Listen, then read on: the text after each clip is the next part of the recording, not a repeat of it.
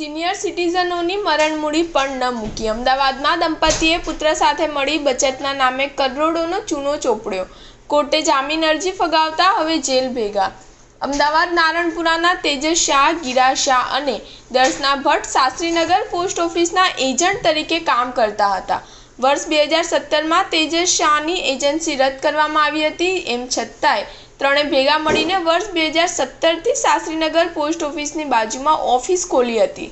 આ પોસ્ટ ઓફિસના ગ્રાહકોને પોસ્ટ ઓફિસથી જુદી જુદી નાની બચત યોજનાઓ જેવી કે કિસાન વિકાસ પત્ર, national saving certificate, term deposit વગેરેમાં રોકાણ કરાવતા હતા, પરંતુ આ રોકાણની રકમ પોતાના ખાતામાં જમા કરી 5,65,00,000ની છેતરપિંડી આચરી હતી।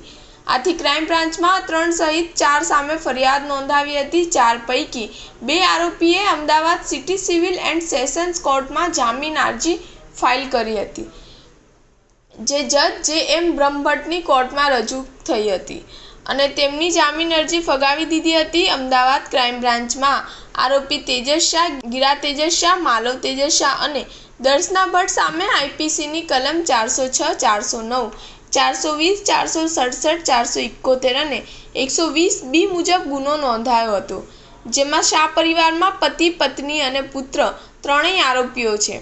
આરોપીઓ ગ્રાહકોની ચેકબુકમાં ખોટી સહીઓ કરીને તેમના ખાતામાંથી પૈસા ઉપાડી લેતા વળી ગ્રાહક સાથે વિશ્વાસઘાત કરતા ગ્રાહકને ખોટી પાસબુક બનાવીને આપતા હતા।